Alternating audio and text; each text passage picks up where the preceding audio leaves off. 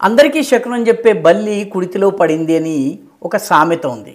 అందరికీ అన్ని మాటలు చెప్పే వ్యక్తులు చాలా సందర్భాల్లో తమ దగ్గరకు వచ్చేటప్పటికి భయంకరమైనటువంటి తప్పులు చేస్తూ ఉంటారు.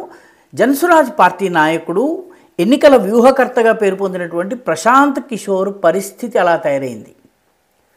ఎన్నికల్లో అక్రమాలు, ఓటర్ల జాబితాలో అక్రమాలు అని మాట్లాడేటటువంటి ప్రశాంత్ కిషోర్ గారికి 2 చోట్ల ఓట్లున్నాయి. ఆయన కలకత్తాలో ఉన్నాడు కాబట్టి తృణమూల్ కాంగ్రెస్ పార్టీలో సభ్యుడిగా ఉంటున్నటువంటి సమయంలో అక్కడ ఓటరుగా తన పేరును నమోదు చేసుకున్నారు. ఆ తర్వాత జనసురాజ్ పార్టీ పెట్టవలసి వచ్చింది, బీహార్లో తిరగాల్సి వచ్చింది కాబట్టి బీహార్లో మళ్ళీ ఓటరుగా నమోదు చేసుకున్నారు. తప్పు లేదు, కలకత్తాది క్యాన్సిల్ చేయాల్సింది. కానీ ఆయన కలకత్తాలోనూ కోల్కతాలోనూ తన ఓటర్ల జాబితాలో పేరుంది, అదేవిధంగా బెంగాల్లోనూ ఉంది. ఇప్పుడు ఎన్నికల సంఘం ఆయనకి ఒక నోటీస్ జారీ చేసింది. ఈ 2 ఎందుకున్నాయి, దేన్ని తీసేసుకుంటారు మీరు, దేన్ని తొలగించుకుంటారు అని చెప్పి.